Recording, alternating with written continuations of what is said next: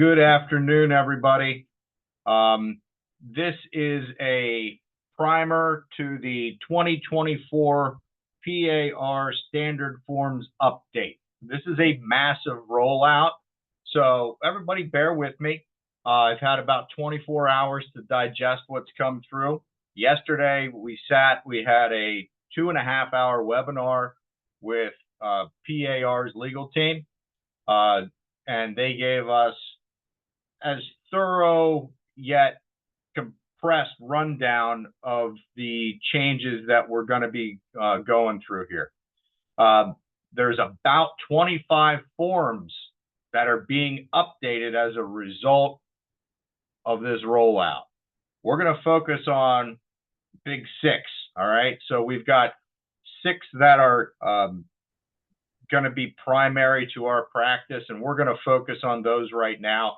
We may work other ones into it as we get along, but today we're going to focus on 6. And the next couple times we get together, we're going to focus on those 6 and a little bit about the reasoning and a lot about the practice. And I think that you'll find that these forms are pretty well thought out. I think they're going to make our lives pretty good, considering we have a pretty good cultural shift to get our heads around here. Anybody have anything before we get started? Keep in mind, we're recording, and this is going to be shared out with the rest of the company who couldn't make it today. Again, we're going to keep on building on this. We're going to start with what we have today.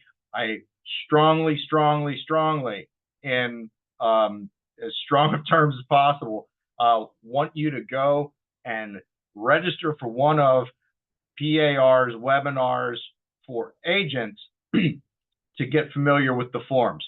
So you'll be taking what I'm talking about today, building on top of that with Hank Lerner's expert instruction, and then we'll just keep on refreshing until this becomes second nature, just like the forms that we're transitioning out of. A lot of these forms are very similar, just have minor tweaks. So anybody have anything before we get off to the races here? I'm going to limit this to 90 minutes or less because I know it's going to be a lot for me to work with, and I know that you guys are probably going to be glazed over at that point. If we have time at the end, I'm going to touch a little bit on what some of the bright changes are. We will have additional instruction for West Branch and Central Susquehanna MLSs as soon as Flex issues guidance on their policy changes. I don't have that yet. So as soon as that comes, we'll update you. But we'll get to the end of this. We have time left, and then everybody who's West Branch and CSBBR, you can sign out, and then we'll focus on a little bit of bright MLS policy.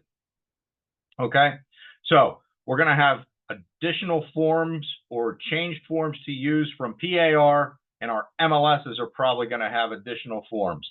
I'm doing everything I can to make sure that we don't have additional forms at the brokerage level, just because more paperwork is not always the answer. Okay, I'm going to do a share here. Hang on.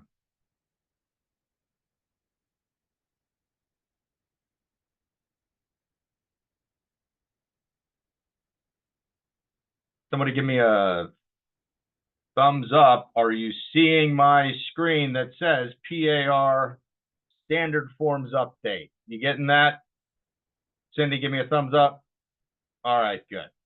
So the PAR Standard Forms Update, this is the mega manual. This is the comprehensive guidelines that talks about all of these forms. Okay, they may just touch on these forms, but they address all of them. The ones that have the double asterisk are the big 6, and these are the ones that we're going to be talking about today.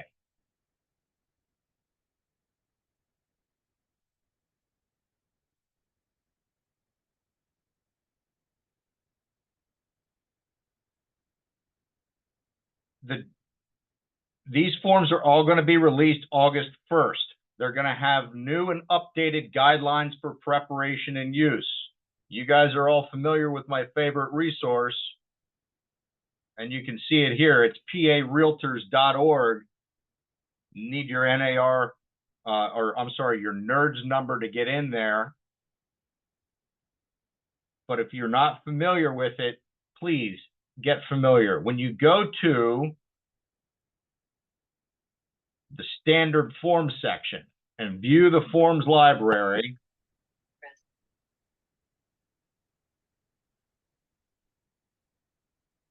it's going to put the 2024 updates front and center for you.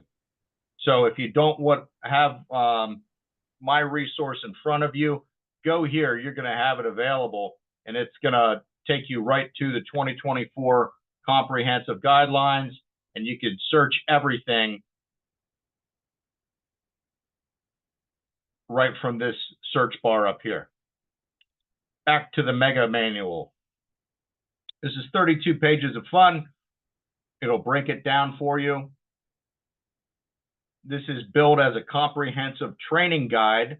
So you can take this, print it out, read it over the long weekend, and you'll be as informed as I am. Breaks it down into the table of contents, and this is the order that I'm going to go in today so that you can have an idea of what we're going with. I'm not going to go line by line through this. I'm going to skip ahead to the actual forms, the marked up version, so that you can see the additions and the changes that have been implemented. They used to call this a red line version. They don't call it the red line anymore because of the negative connotation. But you can see there's been a couple of small changes here. Obviously, these don't have anything to do with the new NAR guidelines, but they just make sense.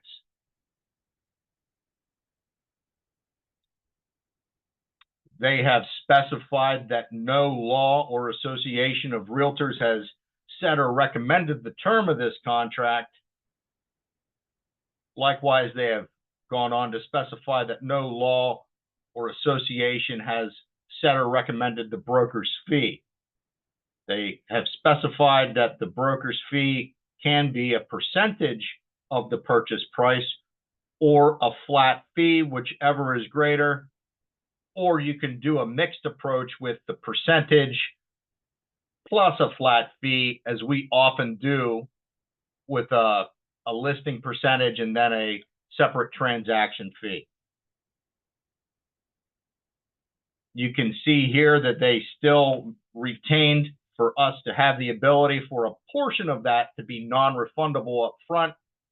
I've spoken with a lot of agents over past months who have experienced homes not selling immediately, maybe even a client having second thoughts about selling. This is where you would put in, you could put your broker fee as non-refundable. That way, if somebody decided not to sell a house, you could at least get your money back for photography and sign installation, a little bit of gas money for making a couple trips out there. I'm okay with that if you do it. Just talk to me about how to implement. Let's get to the nitty-gritty.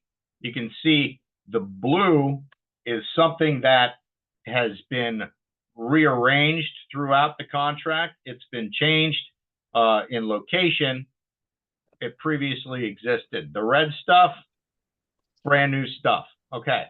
If an agreement of sale is signed but settlement does not occur and deposit monies are released to the seller will pay broker X amount from deposit monies. We're all familiar with that. When we get down to cooperating compensation being offered to broker working with buyers, you see how they changed the language there a little bit. The licensee has explained the seller's options, and I think that that's an important concept. We need to actually explain the options to people so that they understand, because they are going to be clearly stated throughout these contracts. And what they've done is make the language in the listing contract match up with the language in the buyer agency agreement, match up with the language that's in the agreement of sale, So there's continuity there. And I think that that's super valuable. So the licensee has explained the seller's option and company policies regarding compensation and cooperation with other brokers. In a transaction where a buyer is working with a real estate broker, the seller authorizes and instructs broker to offer cooperating compensation in the amount of X or Y of or from the purchase price. That's zero if not specified. Can't leave that blank. And that would be paid from the broker's fee to a cooperating broker who's the procuring cause of a successful transaction. One of the questions I asked Hank Lerner yesterday, just to be clear, what if I put 6% in here or what if I put 6% under my broker fee up here and put 0 down here or left it blank? Do I have the ability to collect 6% and then pay out something more than the 0 or 1 or 2 or 3 that's specified in cooperating compensation? Any ideas? Do I have the ability to do that?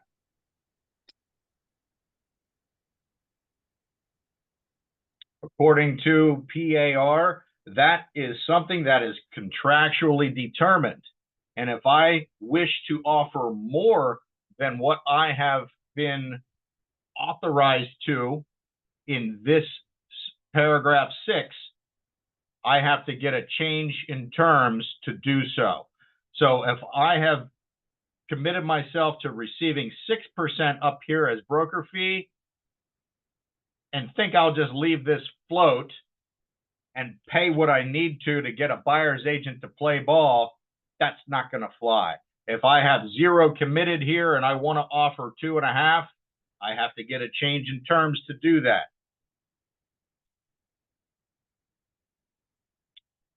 The rules of the multi-list do not permit the broker to advertise cooperating compensation through the MLS. And you're going to find, I suspect, in all MLSs, a disclaimer or disclosure that we need to have the buyers and sellers sign to acknowledge that. Bright has that out now. And it makes our job easier because that is required, as is. And that form through Bright, and I suspect through Flex, states right up front that before I put a property in the MLS or I put a buyer in a home, I need to have a representation agreement signed, whether for the listing or the buyer. So these are going to be stacking up so that we're going to have more script and more backup for us, that if a buyer pushes back and says, why do I have to sign this? I can say, because I can't get you in there without you signing it. It's going to take it out of our discretion and make it an absolute requirement. Okay? That's one thing that I think that a lot of agents are uncomfortable with, is trying to get buyers to sign stuff up front. We'll dwell more on that. In addition to cooperating compensation offered by the broker, if any, the seller is willing to consider negotiations in which buyers may request seller concessions, unless otherwise stated here. So, if you've got somebody who's coming down to the wire, maybe it's a short sale, maybe it's on the verge of foreclosure, or maybe they just don't want to pay anybody, they might say, no additional compensation to be offered, and they could put it in that form. Otherwise, it's on the table, and we can talk about it. Paragraph 7B says, seller authorizes broker to advertise or otherwise inform potential buyers and their brokers about seller's willingness to negotiate seller concessions, including a maximum of up to X or Y amounts as additional compensation.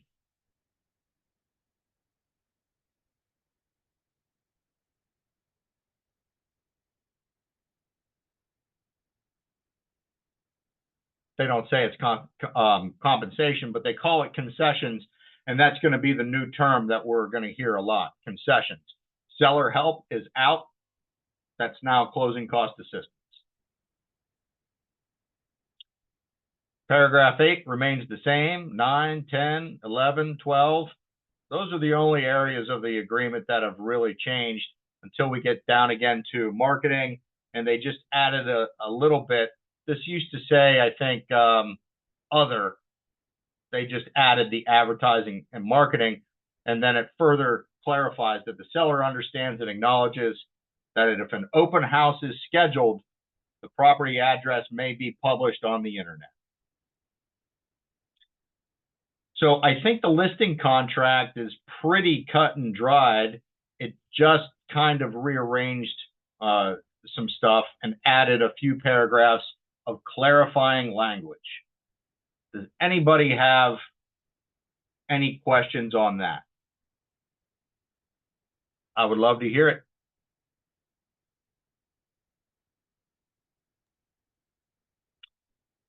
It's worthy of note that the MLS rules used to say that any offer of cooperating compensation was unconditional and automatically intended for any broker in the MLS who was deemed to be the procuring cause of a successful transaction. A listing broker couldn't say that an offer of compensation was only available to a cooperating broker who took specific steps or completed certain tasks. That is no longer the case. Terms of the NAR settlement state that the MLS rules can no longer mandate any specific terms or cooperating compensation. So it will ultimately be up to brokers to establish and negotiate and accept offers of cooperating compensation between themselves. So the form that we've been requiring for quite a long time, the CBC, is going to become commonplace. It's going to become the law of the land. And that needs to be communicated, early and often, what that compensation will be. And we had a brainstorming this session this morning about how we're going to advertise commissions available, and we'll drill down on that either later in this session or in a separate session. So any questions before I go on to exclusive buyer agency and some of the language that I think that's super helpful here? Now, keep in mind, whenever this goes to print and is actually authorized for use on August 1st, it's not going to be in red, although I kind of wish it was, because it says right here, a buyer agent owes duty of loyalty and confidentiality to a buyer and must act in a buyer's best interest. If a consumer chooses to purchase property without hiring a buyer agent, that consumer will not have a real estate licensee looking out for their interests in the transaction. So the state kind of built in an endorsement for buyer's agency right into the form. As I've said before, use these forms as your scripts. It's right in there. I mean, you don't even have to get creative with that. You just read it to them and it says everything that you need it to. In an exclusive buyer agency contract, you agree that you will work with only one buyer agent for a certain time period, and that you could owe a broker's fee to this broker if you purchase a property during the contract time period. Contacting another buyer agent and using their services during the term of this contract could mean that you might owe fees to more than one broker. Brilliant. I love it. How many times have we had struggles with this, right? We leave the gate open, the dog wanders off into somebody else's yard. Well, this helps keep the gate closed.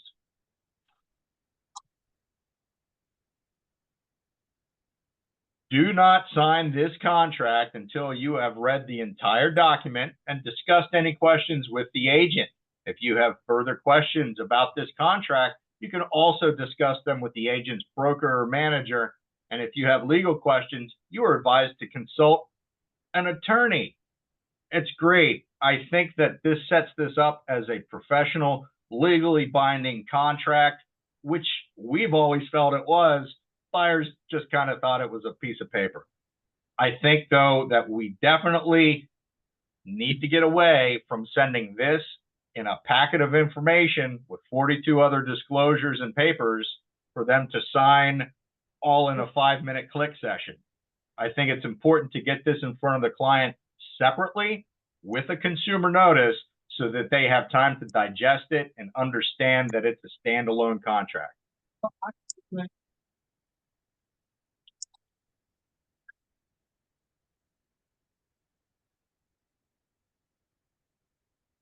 Buyer understands that this exclusive buyer agency contract is between the buyer and the broker, or I'm sorry, broker and the buyer. Does the buyer have a written agreement such as a buyer agency contract with another broker? I'm guilty of this in the past. I've changed my ways. I've mended my life. And now I am having buyers sign forms in advance because that is what the law says we have, or the guideline says we have to do. What I have seen happen a lot of times is that we don't always cover ourselves and we kind of leave things open just a little bit.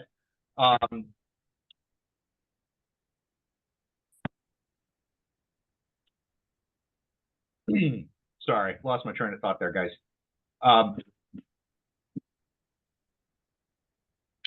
By not having this yes or no checked. If yes, explain. If no, you guys are covered and you should feel no qualms about us going after this buyer for compensation. I'm going to have to, kind of spearhead a strategy as a brokerage. I foresee potentially a higher incidence of us pursuing buyer commission for people that try and walk away for nothing. But you have to help us out by making sure that this is presented in a standalone situation and done well. It goes on to reiterate that no law or association has set or recommended terms of this contract. You can put in your beginning and end dates here, not to exceed 1 year. And then things kind of got rearranged down here in the broker fee section, which is good. In a purchase transaction with a seller represented by a real estate broker, this broker or another broker, the fee is X amount or Y amount, whichever is greater, and Z on top of that. It actually adds a line for an advanced fee or retainer. So X amount of the broker's fee is earned and due at the signing of this contract. The advanced fee will be credited against any other fees stated in this paragraph unless otherwise stated here. I love it. The broker will not retain any amount greater than the broker's fee agreed to in paragraph 2B, regardless of the source. So, to make buyers feel comfortable in the past, what did we do? We left this blank saying, I'll take whatever they pay just because I value you as a client. If you want to make them feel comfortable by leaving that blank, what are you getting paid? Blank. You will get paid nothing. And that is the law of the land. If a buyer leases a property instead of a buying property, the broker's fee is X. There's a separate tenant agency agreement now. This used to be all together. Now there's a separate tenant agreement that you can use if you're working with a tenant. Even though the broker's fee, okay, we're going on to D here. Just a note, in real life, that's not going to be italicized. They just did that because they wanted you to know that it was reorganized. Even though the broker's fee or a portion of it may be paid by a seller or a listing broker, the broker will continue to represent the interest of the buyer. It is the broker's policy to accept compensation offered by a listing broker, called a cooperating compensation. If a listing broker offers cooperating compensation that is less than the broker's fee, agreed to in paragraph 2B, the buyer may authorize the broker to negotiate an increase by using a form such as the CBC, right? So we can try and ask for more using the CBC. This is identical to the process I described earlier this year. Just the names are changed a little. The sellers sometimes offer to make financial concessions towards paying buyers' costs at settlement, which could include some or all of the broker's fee agreed to in paragraph 2B. So previously I suggested start with the CBC and then go to the CAS, the compensation addendum. Well, the compensation addendum is now kaput. It's now included as a part of the agreement of sale, and we'll touch on that in a moment. But the buyer understands and agrees that if broker receives less than the broker's fee agreed to in paragraph 2B through any combination of cooperating compensation and seller concession, the buyer will be responsible for paying the remainder of the broker's fee due to the broker at or before settlement. Capital, bold, print. They do that to make sure everybody ignores it. So you'll have to point it out specifically. The balance of the broker's fee is earned if the buyer enters into an agreement of sale during the term of this contract, whether brought on by the broker's licensee, or any other person, including the buyer. If the buyer defaults on terms of an agreement of sale, the broker's fee will be paid by the buyer to the broker at that time. I think that you should put a giant bracket around item C the whole way down to G and explain that slowly, specifically, forwards and backwards to your clients before taking them into properties, so that they understand that if they play around and they default on an agreement, if they buy a property with another agent, if they think they're going to get a break on fees because they went to a for sale by owner, that that's not the case. And we want everyone to understand that in this document. This is an opportunity for you to reestablish your professionalism when dealing with buyers. Now, if buyer enters an agreement of sale for a property after the ending date of this contract, the buyer will pay the broker's fee if the agreement of sale is a result of the broker's actions, or the property was seen during the terms of this contract, and the buyer is not under an exclusive buyer agency contract with another broker at that time. Is that all pretty clear to everybody? I think they did a great job with the language. I think they did a great job with organizing these concepts together so that we can go through and shout it at our clients clearly so that they understand what's going on. But the important part is that you actually have to deliver this information. Expecting them to read it and digest it all is not gonna get it through. The rest of it's basically the same, goes on to describe dual agency, confidentiality, the expertise of real estate agents, how deposit monies work, how we wouldn't discriminate, Megan's Law, inspections, etc. Any questions on the exclusive? All right, I see you, Tony.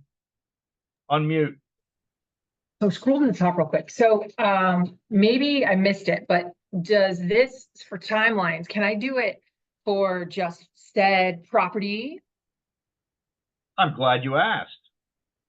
Let's go on to my next favorite form, the reinvigorated non-exclusive buyer agency contract, which is going to become super popular amongst all my friends in real estate. I'm certain of it.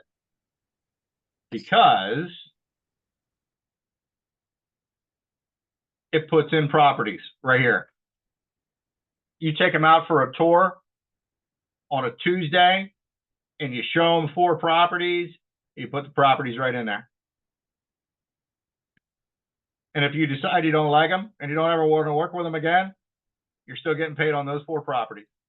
Okay, so I can use the first one for like the 6-month commitment, and I can use the second one for like, I'm not really ready to commit to you, but we're here working together, and so, Exactly. okay. This is the non-exclusive contract, the NBA. That's for dating, right? We pick them up on Zillow and they want to see a property.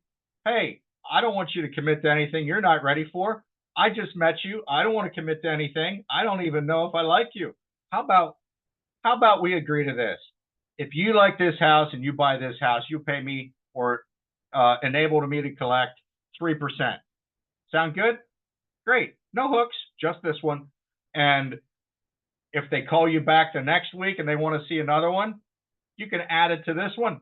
And if you start to feel like you guys kind of like each other and you kind of want to make it, a little bit more serious, you can sign them up to an exclusive agency. Now you guys have a relationship, and that's binding on both parties.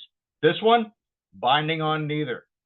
Buyer agent owes duties of loyalty and confidentiality, just like the other one. But this one goes on to explain, in a non-exclusive buyer agency contract, you agree that you'll work with a specific buyer agent for certain properties, but that you do not have to work with them and they do not have to work with you for every property you may be interested in. So you know that they're searching from Maryland line up through, Shamokin. And you're comfortable showing them properties in 3 counties, but you don't want to do all 15. You can sign them to properties whenever they come into your territory. They call you, you're not busy. Yep, let's do it. And it says, it explains the relationship perfectly, that it's not binding on either party. Contacting another buyer agent and using their services after you have been introduced to or been shown a property under the terms of this contract could mean that you might owe fees to more than one broker.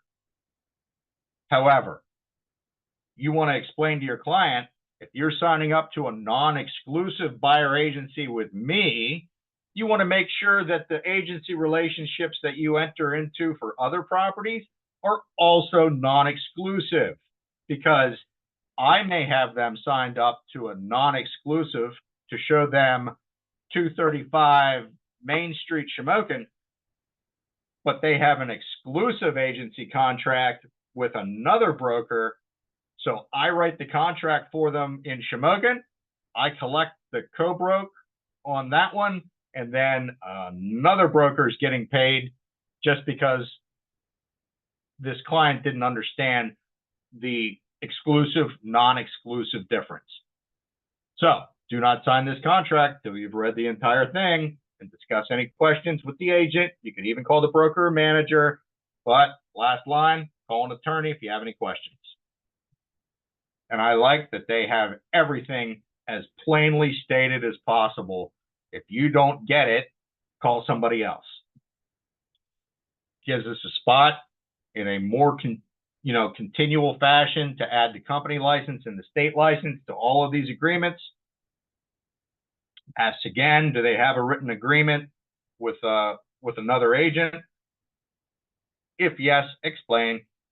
And then buyer understands that this non-exclusive buyer agency contract is between the broker and the buyer, and that the broker will be the buyer's agent for the properties introduced or shown to that buyer by the broker under the terms agreed to below. This contract starts when signed by the buyer and the broker, unless otherwise stated here. You can put properties in here. You can put amounts of compensation down here. This doesn't have to be the same for every buyer. This doesn't have to be the same for every house. This doesn't have to be the same for, you don't have to use 3% in your non-exclusive and then 3% in your exclusive. If you say, well, I was in the neighborhood and I wanted to get this guy on board with the teaser rate, I agreed to 2.5 on my non-exclusive. But as we became more involved, I wanted, I wanted 3% because I had more time invested. So you can do what works for you. There's going to be a whole lot of wait and see in this, guys. I'm sorry to say, the market's going to decide a lot of stuff. We just want to give you the tools you need to prepare for it and deal with it.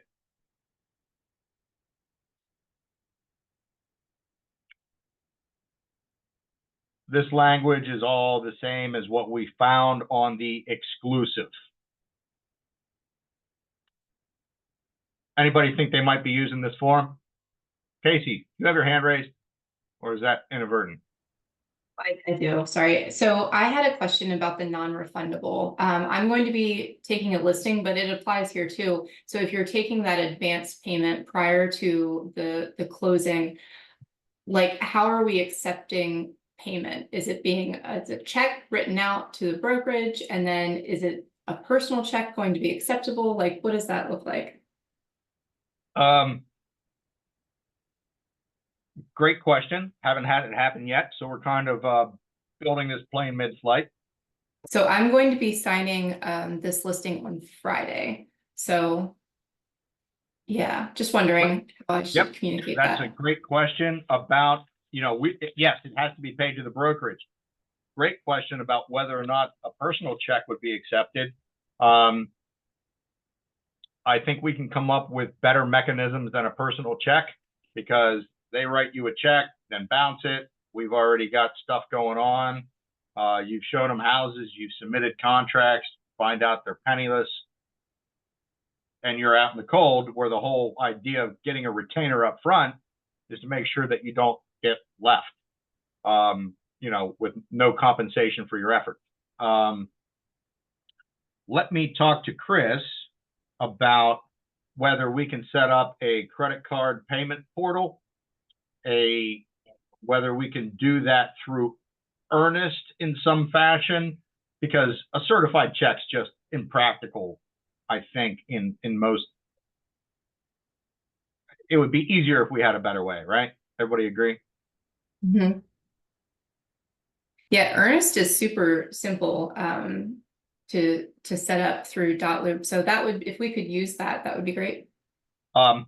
We would just have to set up a separate one, because that goes right to our escrow account. So it would have to be a separate account that went to our operating account rather than escrow, I think. That's behind the scenes stuff that you don't really have to worry about. I'm pretty sure that Titan has a payment portal capability built into their website, so we might actually be able to collect money through them. That's just like straight up credit card. That's something we've been toying with. So stick with me. I wrote down that note. Thank you for the brainstorming on that. When are you doing that? Next week? No, this Friday. Oh, of course. Let me talk to Chris. let me talk to Chris after this, and we'll get that squared away, Casey. All right, sounds good. Thank you. Yep. Great feedback. Great question. Thank you. Anybody else have anything before we move on to this policy change form? All right, what do you got, Sue?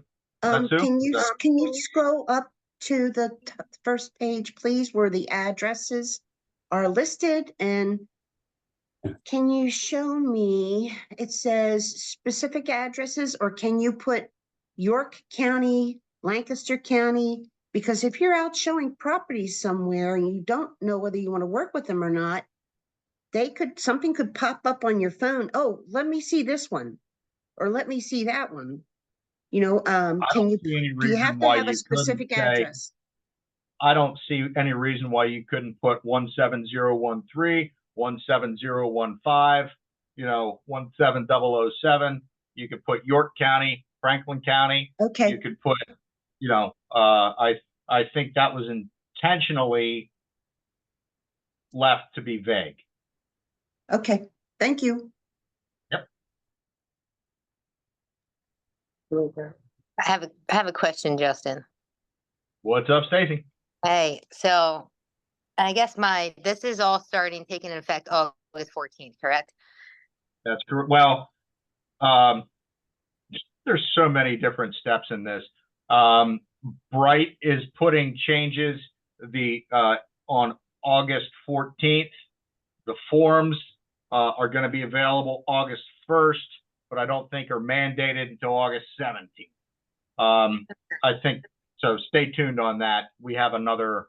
We got 27 days to work it out. Well, I have a question. What if we already, like, what do we do if we already have listings and buyer agencies? Are all those voided by the 14th, or we got to sign new listing agreements, buyer agencies, all that fun stuff? How's that working out? If you check out my screen, you'll see the notice of 2024 policy changes for use with seller or buyers who have existing brokerage relationships. Okay. And this explains those changes. And it goes on to reiterate that you may want to sign a new buyer agency.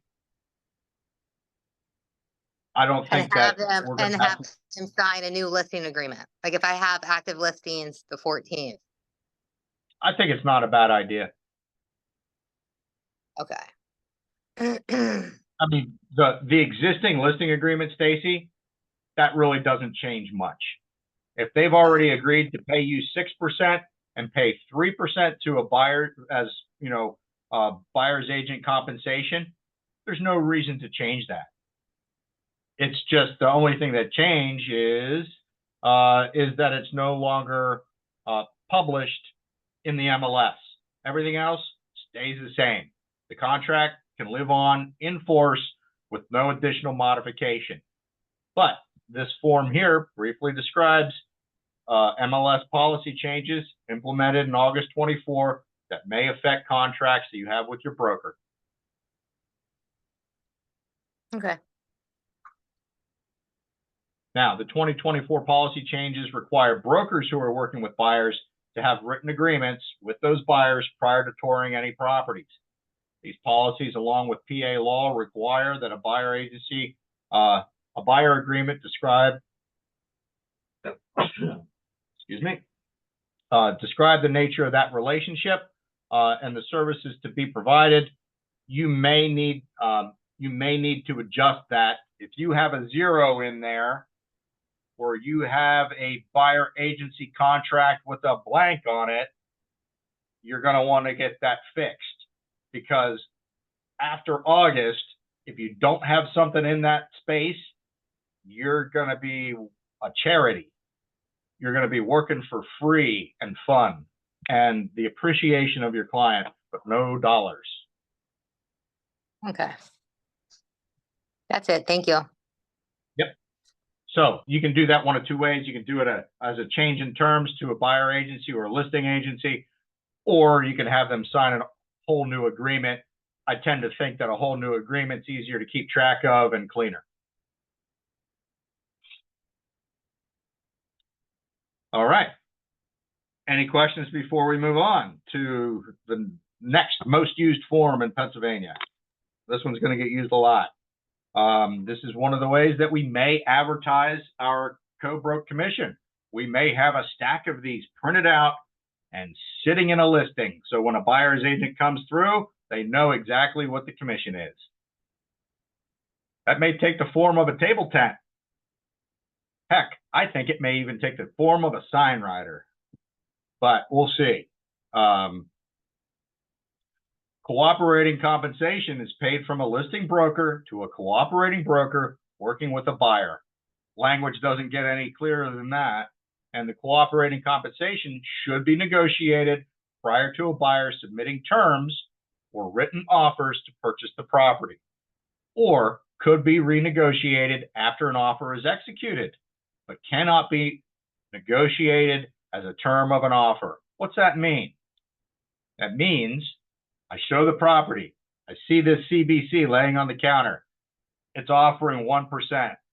I call up Cindy. I'm like, come on, Cindy. You know I know what I'm doing. Do you think you can pay me more? And you'd be like, absolutely, Justin. I'll split what I'm getting with you. Just you. You go back to your seller and they okay that, then we're cool. You can even do it after the contract is accepted. The whole thing's about to fall apart. They have to install a new basement or new chimney, or there's hauntings. Something needs to be rectified that's expensive. The seller's only going to do it by cutting into our commission, and we're willing to do it to get the deal done, right? So that can be done, that can be renegotiated after the offer is executed, but you can't submit a change to the CBC or a change to the cooperating broker compensation with the offer. Okay? There is another mechanism for doing that, and I'll explain, but we'll talk about that. That's what I was talking about before when I said using the compensation addendum to the agreement of sale. That's when you make compensation a negotiable term to the agreement.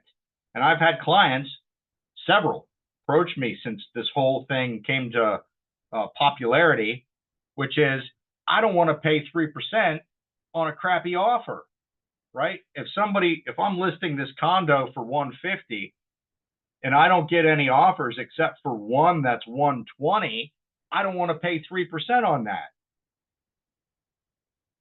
So they want to make compensation a negotiable term. What we had there, we offered no compensation. We invited agents to submit their offers for compensation. We had 2 offers at 145, 2 offers at 150. We had 3 offers asking for 3% compensation and 1 offer asking for 2.5%. One of the offers for 150 was asking for 3% compensation, and the seller chose that option. He wasn't opposed to paying 3%. He just didn't want to pay 3% on a crummy offer. And that's how this is going to work going forward, because that's a term to the agreement of sale that we'll touch on shortly. So they changed some of the language here. Down here, listing broker agrees to pay the cooperating broker at settlement X amount or Y% of the purchase price of the property if the cooperating broker is the procuring cause of a successful purchase transaction, unless otherwise specified here. They also add arbitration. Any dispute between brokers as to procuring cause of a successful purchase transaction will be submitted to arbitration through the arbitration process administered by the local association of realtors. They've put arbitration front and center as a way to resolve conflict regarding compensation. Any questions on the CBC before I move on to the agreement of sale? Tabitha, what's up? So on the cooperating broker compensation agreement that we just went over, when it says like the listing broker agrees to cooperating broker, blah, blah, blah. Well, it says purchase transaction unless otherwise specified here. Would that be where you could say, hey, we're not paying 3%. We're only paying 3% on a full price offer. If it falls below a threshold, we're only offering 2% compensation. I mean, well, let me think about that for a second. I think it's going to be more clear after we go over the agreement of sale that that's a less likely scenario. But I could foresee in here things like 3% less seller help. okay. So 3%, 2.5%, not counting transfer tax, or, something like that. Just be careful. I don't want you to use 3% net. I want you to be as specific as possible. It's either gross, meaning everything is subject to commission, or specifically what is excluded for calculations of commission. So seller help or repairs, or seller help and repairs. Because if you ask me what the net is, Casey might disagree and say, no, net does not include repairs. That had to do with the condition. Net is only sale price minus seller help. So Okay, that's going to be, I encourage you to be super specific if you're doing anything other than gross. okay. Cindy, you unmuted. Tony, what's up? Okay, so I understood this, that on that one sentence, it cannot be negotiated as a term of an offer. Yep. Is that gonna be how to handle that covered in the agreement of sale? Yep. Okay, So page 1, old standby, super familiar, no changes. 2, when we get to seller concession, this used to be seller help, right? But what they put in here is buyer broker fee. In addition to any cooperating compensation negotiated between the brokers using the cooperating broker compensation agreement or via some other agreement, the seller will pay the following fee to the broker for buyer on behalf of the buyer at settlement. That section 3A replaces the entire compensation addendum to the agreement of sale that I introduced you to earlier this year. So if you had a seller like mine who says, I don't want to pay 3% commission on a crummy offer, I don't want to offer any blanket compensation to buyers, the buyer's agent, under instruction from their client, will say, well, if he's not paying any of my fee, that's going to show up on my cost sheet. So why don't you put your fee on that line in 3A to see if we can get the seller to pay your 3%. It's in the contract. It's a negotiable term. And so on the CBC, me as the listing agent, I'm offering 0. I get an offer. They're asking for 3. It's a crummy offer. My client says, if he wants 3% commission for his agent, he can damn well pay it himself. And he will counteroffer 1.5. And now the buyer understands that they are getting 1.5% subsidy on their buyer agent commission from the seller, and that they have a 1.5% buyer agency fee to pay on their own. It's a negotiable term. And we can go back and say, you know what? I'm kind of shy on cash. Can we do it some other way? Maybe that other way is 3B, closing cost assistance. The seller will pay the following amount towards buyer's closing costs other than a broker fee payable to the broker or broker for buyer as permitted by the mortgage lender, if any. Seller is only obligated to pay up to the amount or percentage which is approved by the mortgage lender. The reason that these two are separate is we have caps, right? We've got a 6% cap on VA, a 6% cap on USDA. If I think it's a 6% cap on FHA unless you're putting down more than 25%, and then I think it's a 9% cap. And then on conventional, if you're putting down less than 10%, a 6% cap, more than 10%, I think there's a 10% cap. So that stuff will have to get clarity from on your lender, on your specific loan program. But if there's 6% seller help and we can't use it all for our closing costs, we could throw some towards the buyer agency fee. Or in the MLS, where we're still allowed to advertise seller concessions, we can take the 5% or the 3% that they're advertising as a possible seller concession in the MLS, and we can put it in there wherever we want, depending on whatever our client's needs are. So we have a lot of flexibility in plain language as negotiable terms as a part of the agreement of sale, and I love it. I think it gives us flexibility, it gives our buyers control, and it gives the seller the ability to do what they need to as well. Questions on that? Did that answer your question, Tony, about how we can make that a part of the agreement? Okay, good. Everything else looking pretty similar. In fact, unchanged.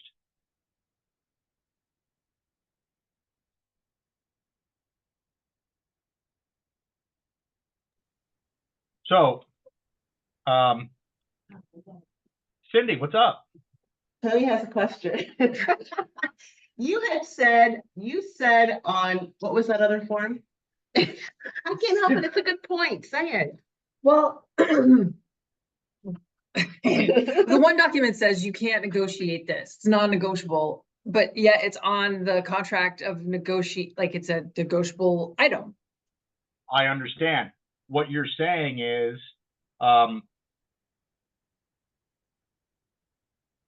that this right here, cooperating broker is paid from a listing broker, or cooperating compensation is paid from a listing broker to a cooperating broker.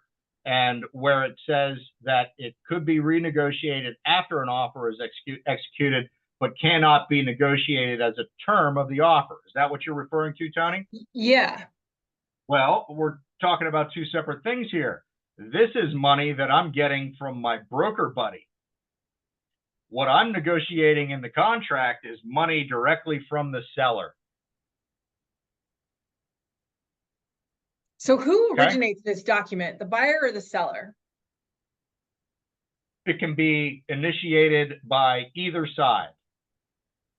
As a Now. listing agent, I'm gonna wanna have this in the house. Is that true? What you said? I think I mean, well, that's the one thing that this change implements, right? Is that we're no longer able to advertise in the MLS what the compensation is, right? So we have to communicate it somehow. Give me some ideas of how we're going to communicate that. Tabitha, you're muted. my friend. Facebook, TikTok, Instagram. Okay, Facebook, TikTok, Instagram. Give me 3 more ideas. Open Listing website, Website. Give me 2 more. YouTube. YouTube. Give me 1. Email. Give me mail. Right. Email. So, Flyer. email. Okay. Flyer, postcard, billboard. I could put it on a sign rider. I could spray paint it inside the house. And let's pretend that each one of you is using a different method to advertise their commission. That sounds almost as frustrating as my life, where I have clients reaching out to me through Facebook, Instagram, Facebook Messenger, text message, email, phone call, Snapchat, whatever.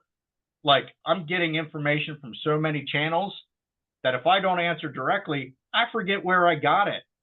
Like, I have to go back and search all 9 channels to figure out how did Melissa reach out to me. So for me, I think the way I'm going to go is simple and old school to make sure that it's in writing in front of everybody, rather than make them go and search my website, find out it's not there, go to my Facebook page and try and scroll to the right post, or like, then go check out my Instagram.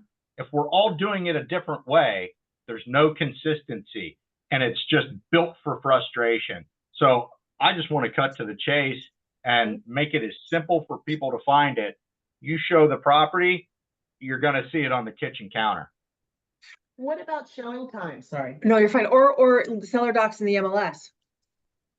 No seller docs in the MLS, showing time to be determined. So, you know, showing time, we log into the MLS, right? And then we go right into showing time. Department of Justice, the NAR settlement, they said they don't want it advertised in the MLS. Well, showing time is not technically the MLS, but you can get there from the MLS. So that may be a no-no. That's something that I'm still waiting on guidance from. Some like DL code word, some, down low fuzz code word that, realtors know, seller friendly. That's what's called a workaround and is not living up to the spirit of the settlement, and that will get me sued. Okay, Therefore, that one's out. No will code pay- words, Cindy. I will pass on that bill to you. Don't get me What sued. about the potential for DEI problems? DEI. Because Um, there isn't a consistent offer across the board to everybody. That means that a seller could modify when it comes to who they see showing it or who they see showing it to. And that is the clarity that I sought, where if I put that my broker fee is 6% and I have committed to, a certain amount of co-broke compensation, can I change that? No, I can't without a change in terms. I would have to go back to the seller to have a change in terms done to do that. Is there the potential for discrimination? Yeah, there probably is. But I think probably not much more than what exists now. Would you take less for your property? No, I won't. Okay, well, you're discriminating against me. No, I'm not, because I wasn't going to take less anyway. So Right. it's something that is going to have to be monitored, but I think, is there problems with this? Yeah. I didn't come up It with was it. so damn tidy before. It was pretty damn tidy, but it is what it is. I hear you. So we have all the kinks pretty well hammered out, right? Department of Justice is hanging on though and saying, whoa, you've agreed not to advertise it in the MLS. We really don't want you advertising it anywhere. I think that is not going to be a thing because, there's no consistency. It's not like they're putting it on Zillow. Well, they can't put it on Zillow. Zillow's a brokerage and you can't advertise other MLSs or other agents' compensation. Okay? Zillow would have to get out of the brokerage game. I'd be cool with that. Justin, Don has a question for you. What do you got? So, am I understanding correctly? So one brokerage could offer, say, 3% to anyone in their office, but 1.5% to anybody else in another brokerage, and that would be okay. It's always been that way. Yeah.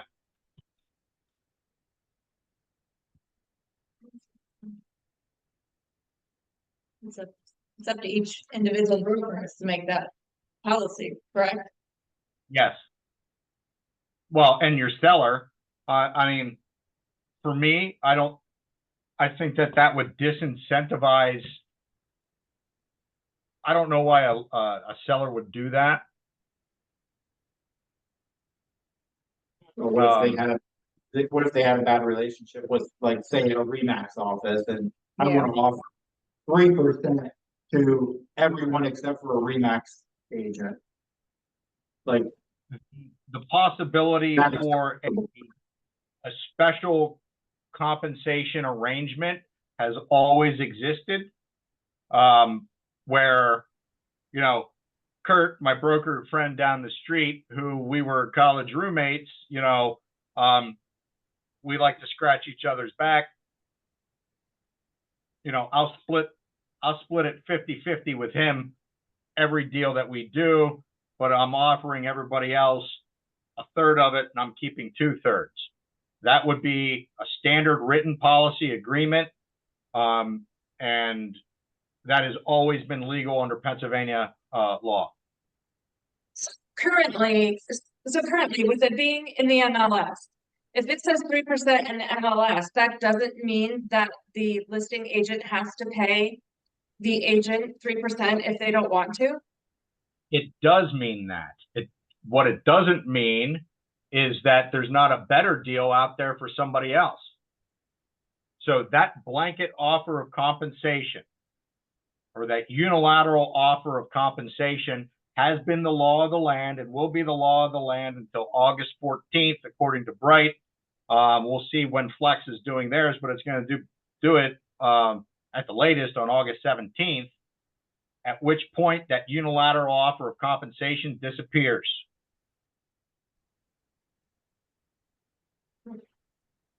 And it has to be communicated.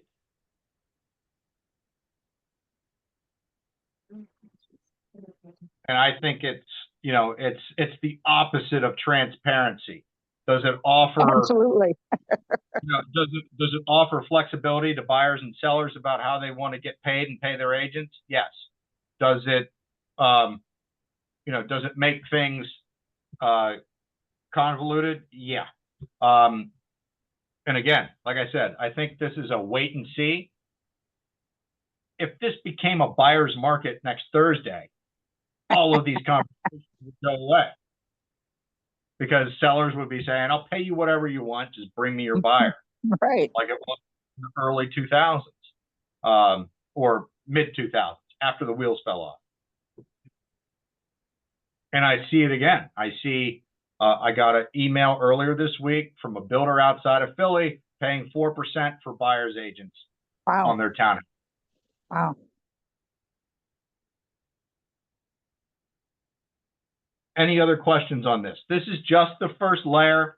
I wanted to introduce this to you. This recording is going to be emailed out to the whole company. Thank you for contributing. All of these forms are available in that email, plus the mega manual, plus links to training. That's going to be links to the Bright training for you Bright folks. There's going to be links to the webinars for PAR. You've got 3 options. We're going to have a watch party in Williamsport for the 16th. I may see about scheduling other watch parties in other locations so we can all get together and heckle the presenter and kind of work through everything. If you guys want to hang out, you Bright folks, not that you other folks aren't bright, Flex, you can we can sign off on this. Bright, you can hang out, and I'll touch base quick on a couple of those additional forms that are going to be required going forward. Everybody okay with that? Good to go. Y'all be safe. Okay. Thank you, Flex. Talk to you later. Give me a second. I'm going to go back into a screen share, and we're going to talk about Bright for about 15 minutes.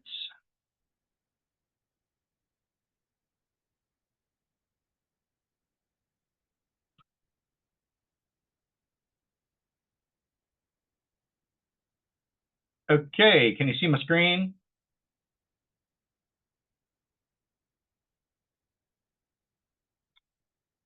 When you go to Bright,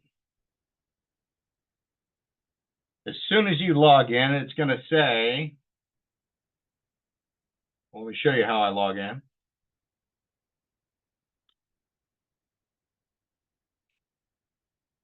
You can see there it says, read more. And it's going to take you to this whole page of a ton of resources. Bright policy updates and what to expect this summer. You can go down here and watch this super cheerful and annoying video. You can go down here and you can sign up for webinars. I'm scheduled to take one on Friday, the 5th at 10 a.m. and they run through currently the 10th. So you can schedule any one of those to watch a webinar on what the actual mechanical changes are going to look like in MLS as far as the changed fields. Okay. You can download and review the upcoming rule change, which is 24 pages of somewhat clarifying language that talks about compensation fields and shows you screenshots of what you're looking at. Step by step. Coming soon, changing the coming soon listings. It will no longer have a 21-day limit. Listings can be placed in that status forever. Well, up to a year, right? Because that's the length of our listing contract. Entry time frame is going to be clarified. And then they actually give you a yes-no flow chart on how to understand the information, and then a client disclosure form. You can download the comparison chart, and you can go in here and see what happens when you add the listing, and then after you close the listing and what you need to do. And then there's a straight up get more info button, and it shows you what it looked like before and then what it's going to look like after. So Bright does a great job, guys. Count yourselves fortunate that you're in this MLS. I've received no information from Flex MLS, which is Central Susquehanna Valley Board of Realtors MLS and West Branch. Not that they're crappy systems, but they just they don't have the resources to stay on top of it like Bright does as one of the largest MLSs in the nation. And then if you want to watch a really in-depth webinar previously recorded, you can go in and see what Brian Schneider, the Chief Legal Counsel for Bright, and their customer advocate, Renee Galicia, as they break it all down for you. I think they do a really good job on this stuff. And then all this information is right there on your Bright login, okay? It's also going to be in the email that I'm sending out to you all later today, or Terry is, whatever. So let me open this up. I talked about the 24 pages of rules governing subscriber use of Bright's MLS service. Why is Bright involved in this? Because the NAR settlement puts policing of these policies in the hands of the MLSs. This, in my mind, is going to cause, over the next couple years, a great conglomeration. I think that there's going to be a consolidation of MLSs. Smaller MLSs may not have the resources to do everything that needs to be done. I think that MLSs are going to, I think Bright's going to gobble a bunch of them up. I think it's going to happen with local associations as well, and brokerages for that matter. But 24 pages of rundowns here. It'll give you the whole scoop. I'm not going to bore you to death with that stuff, but it's going to give you, specific line by line answers to questions. And that resource is available. There's a link within that page that you see at login. What I really want to show you here is 2 disclosures. MLS disclosures and residential seller landlord options. This is required by Bright for every buyer or seller client. This is gonna be a required form in SkySlope. Not my idea. Again, I'm sorry. I hate paperwork, but this is something that we need to do. Sorry, guys.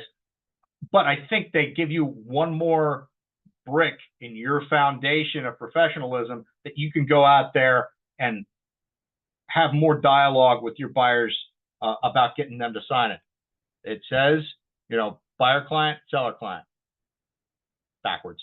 Talks about what Bright is.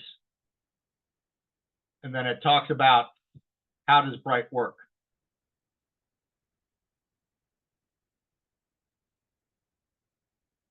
It says that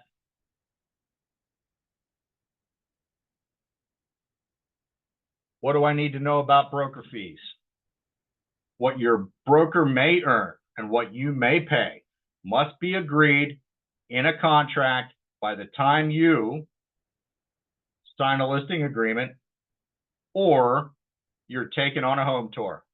It says it right here. This is policy. This is non-negotiable. I know buyer. I hate it, but it's out of my hands. This is the state law. This is what I got to do. I can lose my license if I don't follow the rules. This makes it cut and dried, and it makes it something that needs to be done in advance of you showing a house. There you go. Plain as day. It's in writing, and I didn't cook it up. So,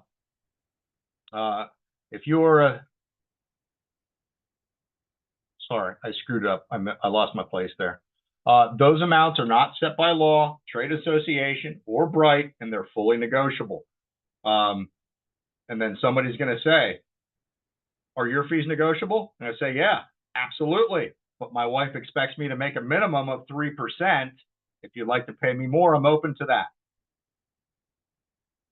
Subscribers must work impartially with their clients and other subscribers in their client's best interest, regardless of any financial arrangement with another broker, which may not be communicated using Bright's system and must be disclosed in writing to their client. A buyer or tenant may ask in a purchase offer for a seller landlord to cover closing costs, including broker's fees. If you're a seller or landlord, your broker may indicate in Bright's system your non-binding, negotiable invitation for a buyer or tenant to ask in their purchase offer for you to contribute their closing costs. In a seller's market, what numbskull is going to ask for people to bring them an offer of, seller help? It's probably going to be an invitation to ask for commission 90% of the time, right? And if I'm a seller, I don't care what it goes to. I'm paying 3%. Bring me an offer. You want to pay your buyer's agent with it? Pay your buyer's agent with it. You want to fix the water heater? Fix the water heater. But that's all I'm paying. So then you get down into this part, which is super clear, kind of. When your broker, or when will your broker allow potential buyers or renters to learn about the property? There's a date that it's going on the market.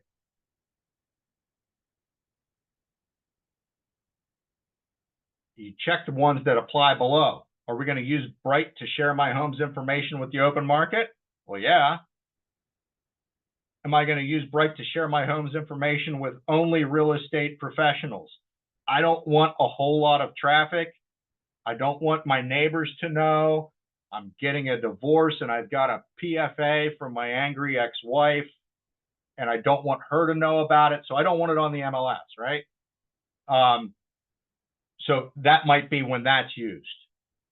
Or my home is ready for marketing now, but it won't be ready for showings until such a date. What is that? That's a coming soon. So it's ready for marketing, but it's not ready for showings, because it's ready for marketing. We got the pictures. We're going to advertise it as coming soon, but it's not ready for showings because I have my kid's graduation party, or we're holding an anniversary party, or, the cat's pregnant. We don't want to disturb her. Whatever reason you might have a coming soon, right? And then on D, I do not want my home on the open market, and we're going to restrict marketing only to my broker's network, because Tony's the only one I trust, and I don't want anybody in my house unless they're coming with Tony. So that gives you those 4 options right there. And then it says, if you want to instruct your broker to restrict marketing, then you must sign Bright's separate limited marketing / office exclusive form, because this limits people's access to information. And that's the next form right here, where they say, I understand that if I choose not to promote my home through Bright's multiple listing service, then I'm going to lose $53,000. Says it right there. $53,000. I'm going to lose it. So say goodbye to all office exclusives. But no, they put it right there and they want all of the terms clearly defined. Okay, so those are two things. The first form is going to be required every time. Every single buyer or seller client, you have to have it on file. If we don't have it, when the MLS police come looking for it, we get a fine. Tabitha. So we should have this form with us and the non-exclusive buyer agency when we meet a first person, the first time we're going to show them a house. Yes, ma'am. And are we just going to have, well, my thought process is, you know, if I'm going to meet this buyer, I may never show them another house again. Because what if they're not pre-approved? What if they don't have no money after, and we find this out after the first show? Well, Right. am I just going to have a folder and dot loop that is labeled potential buyers or like buyer tour forms? You might have three. You might have one for bums, one for prospects, you know, one for people I'm really working with. Now, are we uploading these? I mean, I'm assuming if it's for a seller, we can upload that document into SkySlope, but we're not going to put those documents in SkySlope for every single buyer we show a house. Right. That's something we're working through. SkySlope is an address-based program. So you're not going to have an address for all these prospects. That would screw No. everything up. So yeah, we'll need it for on the listing side. You just have to have it when the MLS police come looking for it. And that's that. So I could hand them a whole folder of buyers who never panned out. There you go. Just like There if you you go. get audited from the IRS, just overwhelm them with Just hand them the shoebox of receipts. that. I've heard $1,000 fine. If you don't Okay. have this, $1,000 fine. And where, oh, I'm sorry, so what is happening to, like, I have a listing that's been sitting, are those fields of compensation just going to disappear? Is there something I have to go in and physically do to No, be they're gonna compliant? they're gonna go away. Okay, I just have to get the notification to that listing that things have changed and it's no longer. Okay. Yep. Okay. So that's what I've got for you today. We'll layer more on top of this. These are things you didn't want to learn, things I didn't want to teach, but here we are. So Hey, if you have Justin? questions. Yeah. I just wanted to mention, I mean, you mentioned the Bright webinar, and I watched it yesterday, and it is excellent information.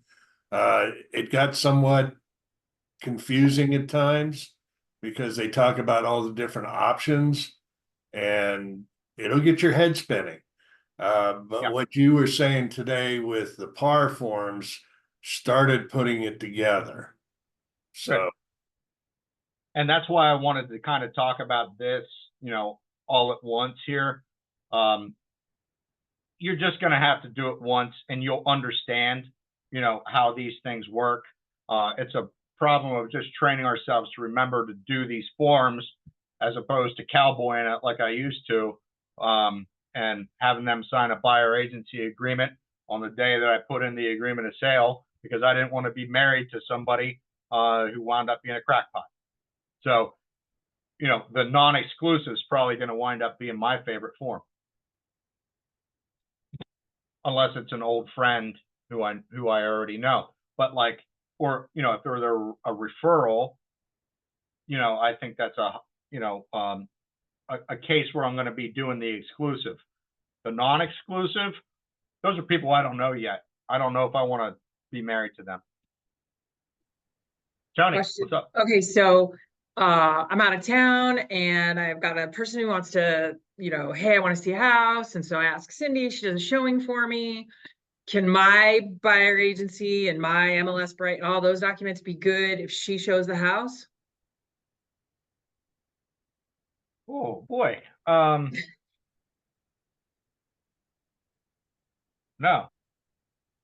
All right, so now how's that gonna work?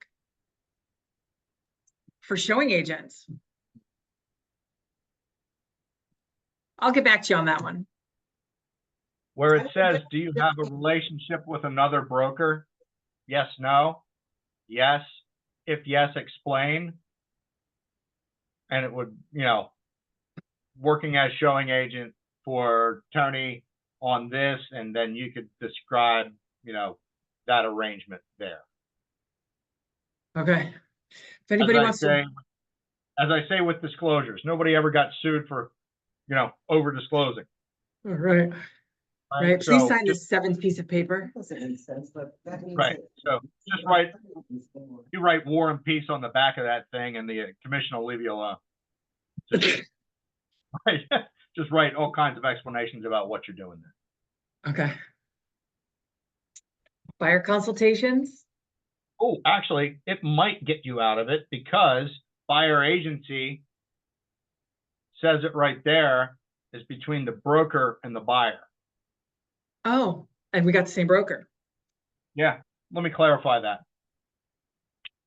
Mute. Way to go, Tony. Mute. Oh, mute. All right, we're right at 90 minutes, guys. Thank you for your attentiveness. I hope that this was not too confusing. I hope it kind of cleared out some of the cobwebs on this. Stay tuned. There'll be more. Thank you. I appreciate you. Have a great day. Happy 4th of July. See ya. Happy Independence Day, everybody.